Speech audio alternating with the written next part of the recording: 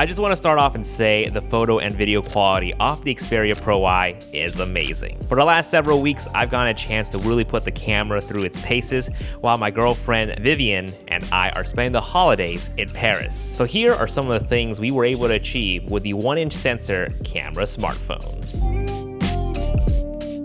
So first off, yes, some of the photos you just saw were edited. I'll go ahead and pull up the unedited JPEG side by side so you can see what the Xperia Pro I can do on its own. The videos, on the other hand, are almost left untouched, unless it needed some major color fixes or slight exposure. Now, I feel it's important to bring up that the photos are edited because different people who are buying cameras and smartphones want different things. Some, like myself, like to control what their final results to look like.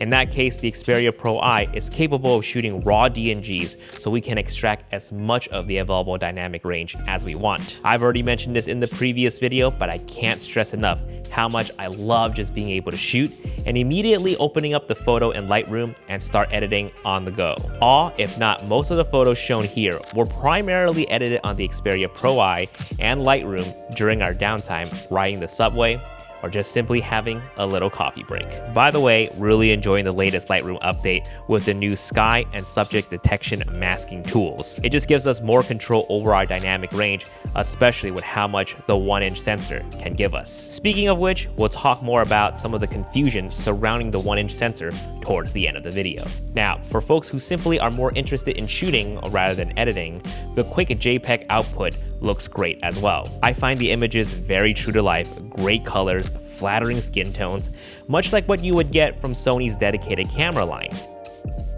But because it's a smartphone, it has the extra computational photography element to it that I found incredibly useful, especially for low light images. Photographers, cover your ears. What I'm about to say is considered taboo. These shots here were taken with a 1-inch sensor, 24mm lens, in auto mode. It captured in multi-frame HDR and added noise reduction to the photos, and the end results just look absolutely clean. It's really hard to tell if there were any noise reduction applied, and the exposure from the lights were handled incredibly well. Normally on my dedicated alpha cameras, I would only shoot raw with in-camera noise reduction turned off and shoot long exposure all the way. However, I found I should not be fighting the computational photography on the Xperia Pro I because I've tried to edit the low light raw DNG photos and it was an absolute nightmare to try to get it right. Overall, the straight out of camera images look very pleasing. Video quality, on the other hand, is also excellent as previously mentioned earlier, so we'll focus more on the user experience. If it wasn't already clear, the Xperia Pro I is very much a camera first, smartphone second. The Video Pro app solidifies this by giving us full manual control over our shutter speed, ISO, white balance, down to the audio recording level, and it's done very well. Most native camera app on other smartphones do not give you this much control unless you buy a third-party app. Probably what I enjoyed the most was the ability to shoot 60 and 120 frames per second while maintaining the 4K resolution. The footage looking incredibly sharp. Being able to lock down the exposure and the white balance just helps make the video look more consistent and more professional. Although, there's one thing to note. These frame rates are only possible with a 24mm lens, which houses the 1-inch sensor, and the processor within it is what allows it to capture each individual frames in high quality. Now, I do wish I could at least shoot 60 frames per second with the 16 and the 50mm lens, as I typically shoot at these frame rates to slow down in editing on a 24 frames per second timeline. For the smaller sensor lenses, it is only capped at 30 frames per second. Speaking of 30 frames per second, the face, eye, and object tracking autofocus are also disabled beyond 30 frames per second. Autofocus will still work in 60p and 120p, so whenever I do any sort of parallax movements on a gimbal, I'll make sure to grab focus on the main subject first and immediately switch to manual focus to avoid unwanted focus shifts. Not a big deal, as I'm very much used to doing the exact same thing with my dedicated alpha cameras. Overall, you can see how much control you have over your video settings. But we'll also talk about auto mode for video as well, which I think will fit nicely here in the vlog monitor section. This is the other unique element exclusive to the Xperia Pro I. By now, you already know the vlog monitor is designed for selfies and vlogging while still taking advantage of the amazing back cameras. It is sold separately, however, or as an additional bundle with the phone, but it is worth having if you plan on vlogging or wanting that extra audio input option. Plus, you can rig the monitor in a way where you can use it like an external monitor, especially if you're shooting at a tricky angle. Now, in case you're wondering what comes with the vlog monitor bundle, it's the monitor itself, the phone mount with a magnetic backing, and a USB-C cable with both right angle ends. Depending on which package you purchase, the Bluetooth vlog tripod can also be included in the bundle at a slight discount. When combined, the setup works very nicely together with the tripod remote easily triggering the shutter, record, zoom, and cycling through the different lenses in standby mode. Once the monitor is connected, the video feed will only display to one screen, and as far as I know, the monitor will only work with the Photo Pro and Video Pro app. The monitor itself, despite it being a 3.5-inch 720p display, is surprisingly high quality and bright. Even in broad daylight, we were able to see ourselves as we were vlogging. During these moments, we tend to flip the Video Pro app to auto mode, and it just does a great job at exposing for our faces and exposing for the scene, especially when there is a lighting change. The face and eye autofocus work incredibly well in video mode, very similar to their dedicated alpha mirrorless line. And what's cool is that the vlog monitor also brings in an additional audio input option, the good old red 3.5mm mic port. So if you have a shotgun mic already for your other cameras, you can use it with the monitor connected to the Xperia Pro I. However, we found the built-in rear mono microphone, you know, the one next to the 24mm lens here on the back, to work extremely well at honing into our voices. Here are some samples of us talking directly to it, while behind us, a crowd of people chattering in the back. Look at the Eiffel Tower. It is absolutely gorgeous right now. Having a grand time. There's a lot of people here. Look at that. It's because the sky is really beautiful today. It's actually blue. Yeah.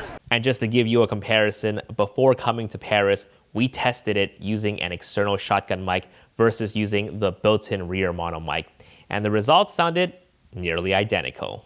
So now we're using an external monitor that's actually plugged into directly to the vlog monitor itself, because the vlog monitor itself has a mic 3.5mm mic jack. All right, so now we're testing out the rear mono microphone on the Xperia Pro I, which captures my voice directly to the back of the phone, the device itself. Regardless of which mic you decide to end up using, it is just nice to have that extra audio input option, especially if you want to use a lav mic for extra vocal clarity. Moving on to battery. This is something that I got asked in my initial video, and it remains to be a tough question to answer because it will primarily depend on how much photo and video you plan on taking. On top of that, how many background apps like social media and GPS you will have running in the background. Because don't forget, this is also a smartphone. One morning, I did strain the Xperia Pro I by shooting a ton of photos and videos. On top of that, screen recording for behind the scenes as well. While I did turn off most background apps on the Xperia Pro I itself, I did use it as a mobile hotspot for our other devices, as well as using Google Maps to navigate us around to different photo spots location. After 3 hours of this session, I was down to around 50% battery. And I would say, that's fair. We sat down at a cafe for about an hour, charged it up with a battery bank that supports fast charging, and left with 95% back to the Xperia Pro I and a croissant in our stomach.